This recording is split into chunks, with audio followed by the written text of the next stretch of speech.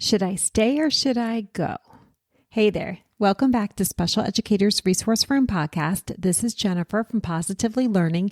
Today's episode is going to be a little more reflective, maybe even a little uncomfortable, but I think it's an important conversation because this time of year, a lot of educators are quietly asking themselves, can I do this again next year? Or maybe even, do I want to do this here next year? And I want to talk about that, not dramatically, not in a quit immediately and become a candle maker on TikTok kind of way, but also not in a teaching is sunshine and purpose and just remember your why kind of way either. I want to talk about it honestly, as someone who has worked in schools that felt supportive and schools that felt incredibly hard. Because sometimes both are true at the exact same time. But I think there's a really important distinction between teaching being difficult and a school environment being unhealthy. And when we're deep in survival mode, those two things start blending together. So first, let's just establish something immediately. Teaching is hard. Special education especially is very hard. There are parts of this job that are emotionally exhausting, no matter how wonderful your school is. That is reality. You are constantly problem solving, supporting, redirecting, communicating, documenting, adjusting all day long. So when I refer to healthy schools, I'm absolutely not talking about perfect schools because, in my opinion, those do not exist. I'm talking about schools where systems support people instead of draining every ounce of energy from them. That is the difference. I think that's one of the biggest things newer teachers might struggle to recognize because when you are brand new, you're assuming if I'm struggling, it must be me. And many times it's not you.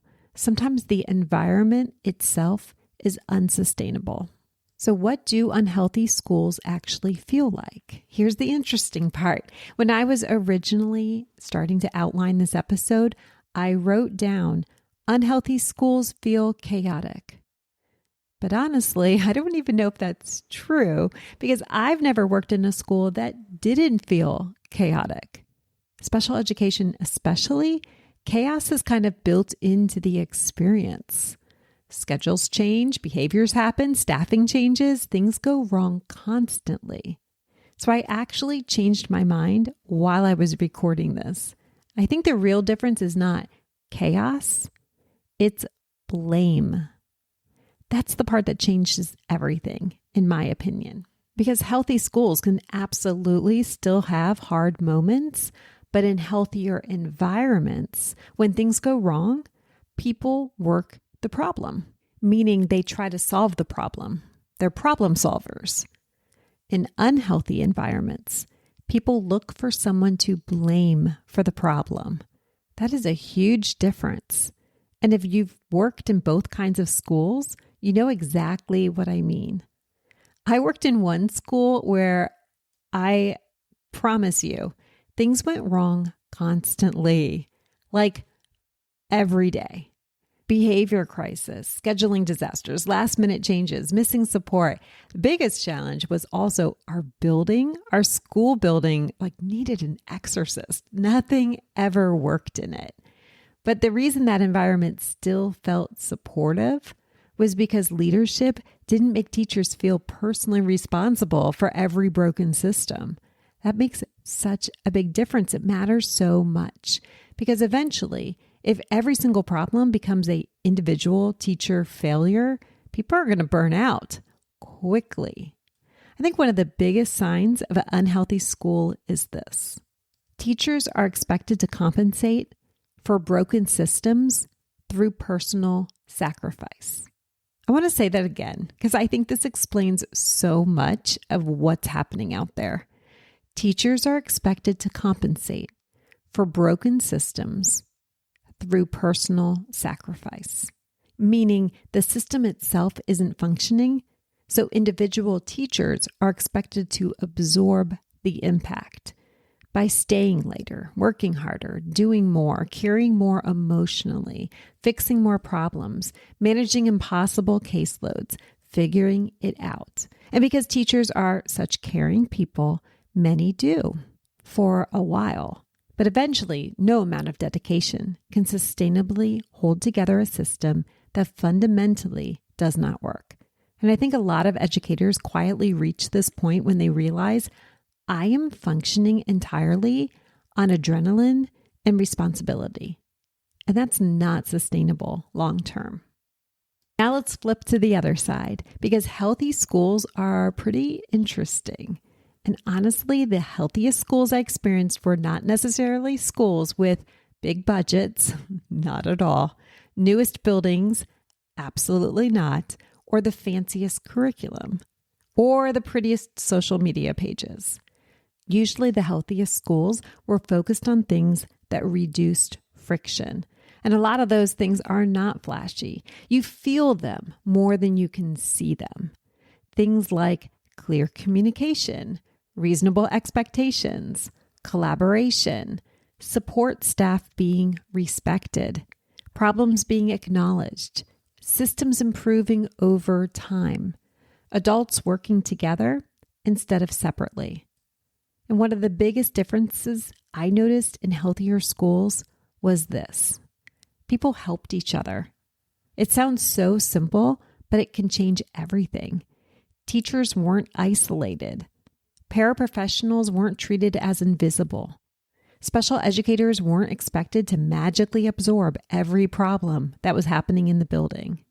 Can we talk about that for a second? Special educators are often expected to function like a teacher, case manager, behavior specialist, advocate, scheduler, family liaison, data collector, paperwork coordinator, problem solver, what else did I miss? All at the same time. And in healthier schools, people actually recognized that. So if I were in your shoes and I was evaluating a school right now, these are the questions I would ask myself. And none of these questions are, is teaching hard? Because teaching is hard everywhere. Instead, I would ask, are problems being acknowledged? Is support available?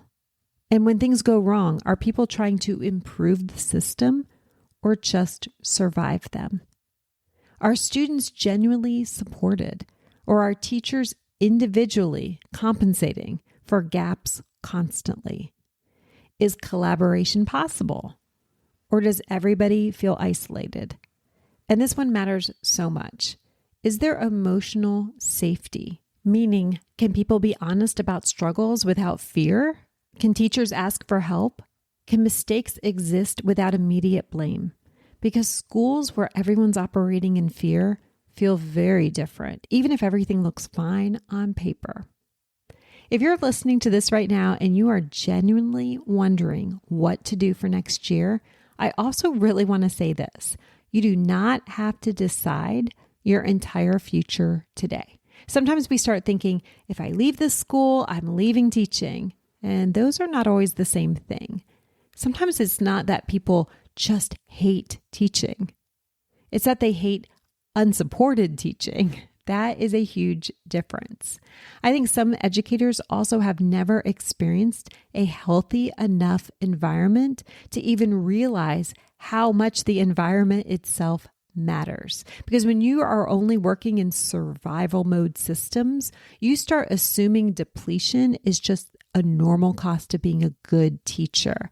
And I don't think that's actually true. I also want to say something else very clearly. This is not me telling everybody to quit or switch schools. Only you know your situation. You know your finances, your community, your students, your support system, your capacity. Sometimes people do stay in a school and things improve. Leadership changes, support improves.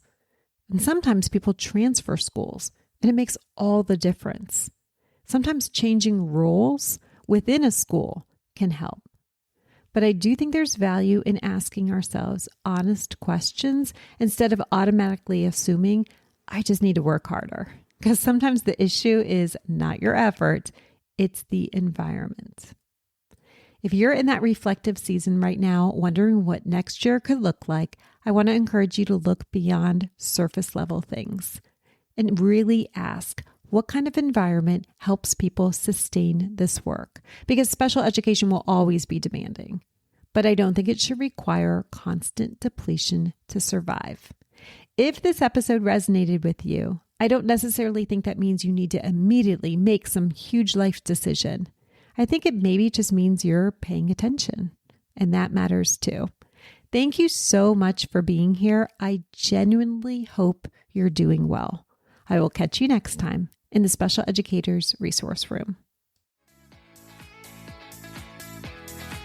Thanks so much for tuning in, and I'm dying to ask, what'd you think? Be sure to hit the follow or subscribe buttons so that you never miss an episode. You can find the show notes and links for everything mentioned in this episode at positivelylearningblog.com.